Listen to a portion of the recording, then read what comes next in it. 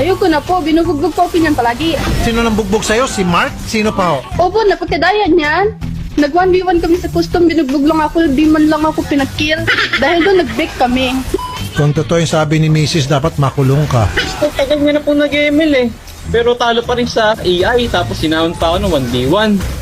Pinagbigyan ko na nga siya, 1% lang ang last ginamit ko. Ay, sos, Mario Josep. Magbalikan na lang po kayo. Ayoko na po sa kanya, masyado na pong madaming gagawing mali sa relasyon namin. Napaka-toxic na po. Ano po yung maling ginagawa niya?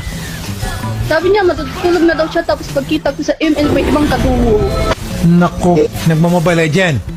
Eh paano ba naman? Angela na nga lang, alam niya, tank pa yung sinaniban. Okay? Si Mrs. pala may problema. Pero ikaw, kailan ka nagmamobile legend? Anong oras? Inamin ko po, nag-ML po ako tuwing pagtulog ni Mrs. Pero magbabago na po ako. Baka bukas o kaya sa makalawa. Ewan, basta magbabago na po pero hindi pa ngayon.